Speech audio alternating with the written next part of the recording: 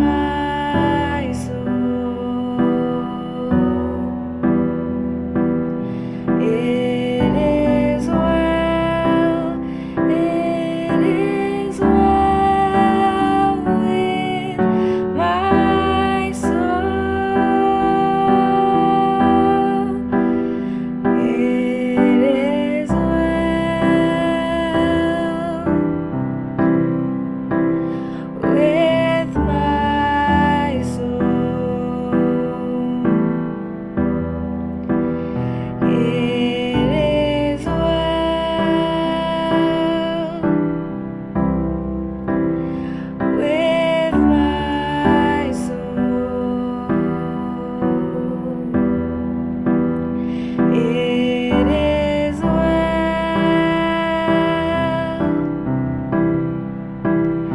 with my soul. It is well. It is well with my soul. It is well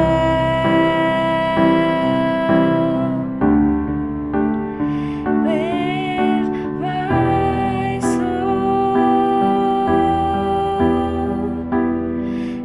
It is well.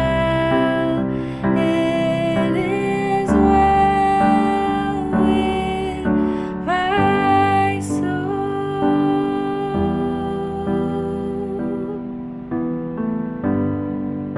Hallelujah, Jesus.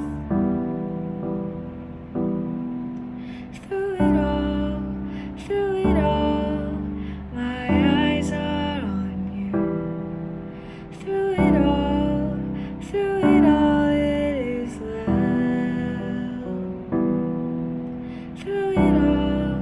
Through it all, my eyes are on you, and it is well with me. Thank you. Good night, everyone. It's a pleasure to be here tonight. I'd like to bring you a simple message tonight, and it's really around the aspect and the greatest arsenal we have in our tool belt as believers, which is prayer. And going through these times that we're going through with COVID and a lot of the social issues, even personal issues that we're facing, it's sometimes difficult to stay encouraged and stay positive. When we see COVID numbers increasing, we wonder how long will this lockdown last? When will it end? And we need to look at the positives, the things that God has created for us that we could focus on. And prayer is one of those aspects that we need to focus on and through these times. As I said, prayer is one of the greatest tools we have that God has given us. It's not only a tool, it's a connection, it's a communication channel that we can stay connected to Him and always be in that spirit of oneness with Jesus Christ. Amen? And for me, prayer, it's very simple. A lot of people, we sort of complicate it with what we think it should be. And, it should be this protocol, it should be this reverence, or it should be this certain way. And prayer and intercession are two of the aspects that I want to really talk about tonight and encourage you all as believers, so that when we're going through our difficult times, when we're going through our good times, whatever we face in life, that we have that prayer and intercession that we call upon. And one of the stories I always recall fondly is when I was growing up, we spent time with our grandparents. And the time we spent with our grandparents was remaining around the holiday seasons, and they would take us in batches of cousins, because most likely that was easiest for them to handle. It was quite a lot of cousins, but they took us in batches. And no matter what we did during the day, everyone knew that before you went to sleep at night, you needed to say your prayers, you need to have a moment of worship, and every single night they will come into our rooms and we would start off with a song of worship. It would be the same songs over and over and over, but we will start off with that song of worship, and then we'll go into prayer. And we'd actually go on our knees. They would take us on our knees. From a young age, I'm talking about 4, 5, 6, as far as I could remember, we'd go on our knees and we would pray. And sometimes you would ask them, what is prayer? What do we do? How do we pray? And I remember my grandfather saying it's simple. It's talking to God. Just talk to Him, ask Him for what you want, tell Him thanks for what He's given you. It could be anything. Just speak to Him. And we'd go on our knees, we would bow our heads on the bedside, we'd close our eyes, and we'd have that time of prayer. Every single cousin would say a word of prayer. My grandfather would say a word of prayer over us. But every single night we spent with them would be the same. We would have that moment. And that has influenced me in my walk with Christ as well. It has given me an insight into understanding from growing up the importance of prayer and how simple it can be. And Matthew 6:9-13 gives it as basic as you could have. It gives us the Lord's Prayer where it says, from verse 9, After this manner therefore pray ye, Our Father, which art in heaven, hallowed be thy name. Thy kingdom come, thy will be done on earth as it is in heaven. Give us this day our daily bread, and forgive us our debts as we forgive our debtors. And lead us not into temptation, but deliver us from evil. For thine is the kingdom, the power, and the glory forever. Amen. And it shows how simple prayer can be, and it shows the basic aspects of prayer, where we talk about our Father who art in heaven, how holy his name is, where his kingdom is, not only on earth but is in heaven.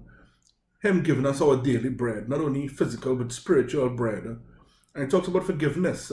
It's amazing how praying, our daily prayer, we need to forgive our enemies. We need to forgive our debts. As we forgive our debtors. It says it in the scripture. Sometimes we think prayer is only about what we do for ourselves, but we need to understand it's what we do for others as well. And it talks about temptation, delivering us from that temptation, because temptation comes in all forms. It comes from the weakness of looking at the world situations and seeing the negativity and being discouraged by it. There's a temptation that we could fall to, that discouraging atmosphere, that belief that, Satan has conquered and God is not there for us. And sometimes we need to look beyond that. We need to look at our situations, no matter how grave it is, and understand that Jesus is there for us. He is just a few words away.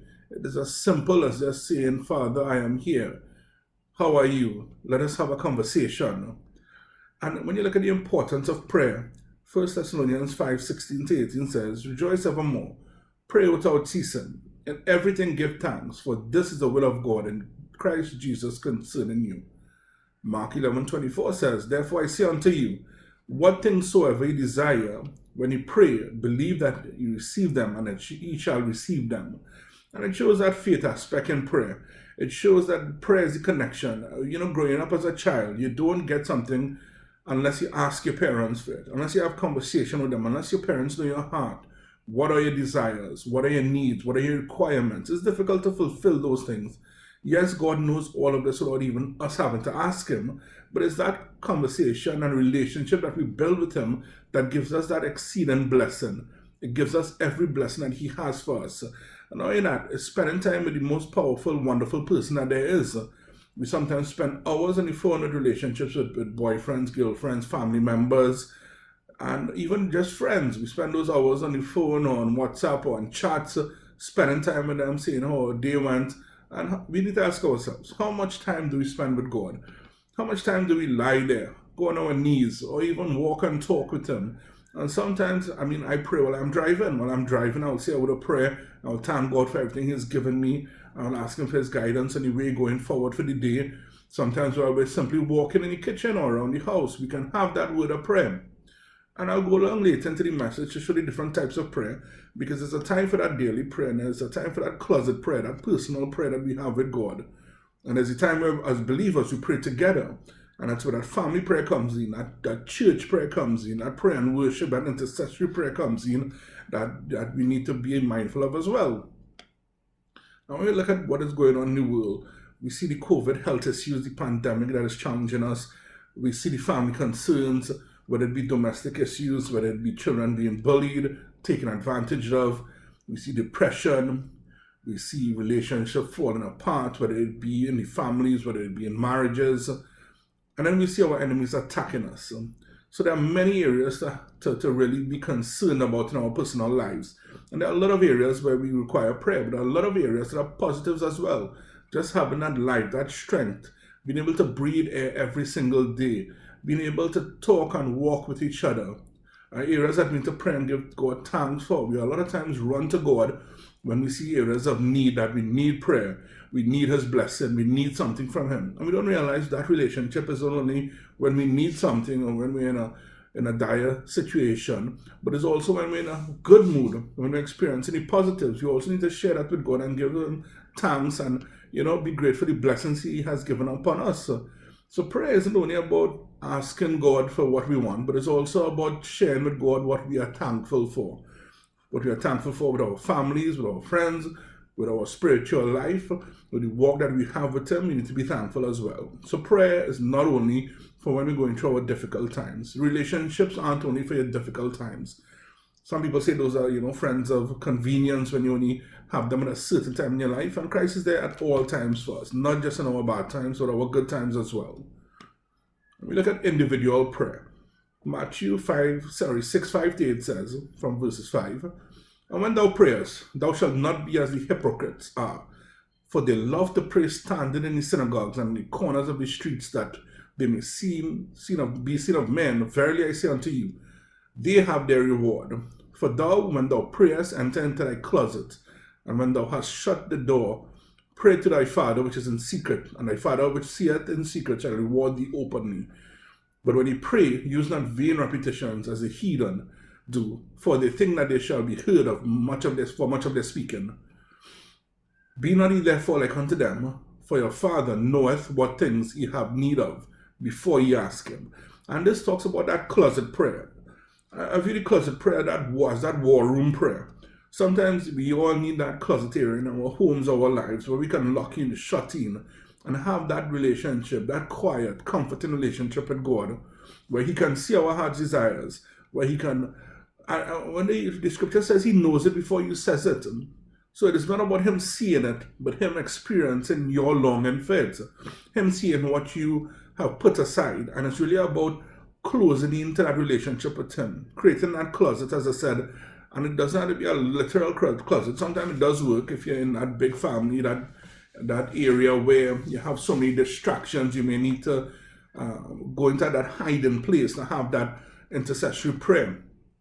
So your closet may be different from mine, but we sometimes need to spend that individual time with Christ, whether it be when everyone is asleep, late at night or early in the morning before they're awake. You have that time with God. Have that individual prayer. Build that individual relationship with him and make it stronger so that you walk together in this life. And then, as opposed to the individual, we have that prayer as a family. When James 5:16 says, "Confess your faults one to another and pray for one another, that he may be healed. The effectual, fervent prayer of a righteous man availeth much." The scripture says, "Where two or three are gathered, great things will happen."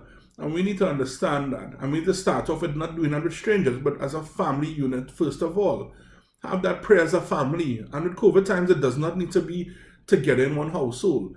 You can have a call, you can schedule a time where you all get together and have that prayer for a common purpose and a common good through Christ. We can have those Zoom Bible meetings. We have Zoom meetings for work so many times, Google Meet, whatever platform there is. And sometimes do we focus on how can we use this technology to get together as believers and pray with one another and have that worship, have that presence where we have that intercession and we're calling upon his name. And take heed of that. There's so much we can do to really build the kingdom of God even through these difficult times. And sometimes we forget what is the difference between prayer and intercession. And prayer is that daily walk, that daily conversation with God. Just how your day is going, what your needs are. But when you look at intercession, it's that closing in, that specific prayer, that standing in the gap for one another. That's where the intercession comes in, and that's the most powerful part. That's where the devil gets, he gets worried and frustrated when he hears our intercessory prayer, because that's that direct tap. We have that direct tap into Christ through our prayer. But when we increase that flow through intercession, lives are healed, miracles happen, finances are resolved, relationships are brought back together. There's nothing that cannot be done through the grace of God.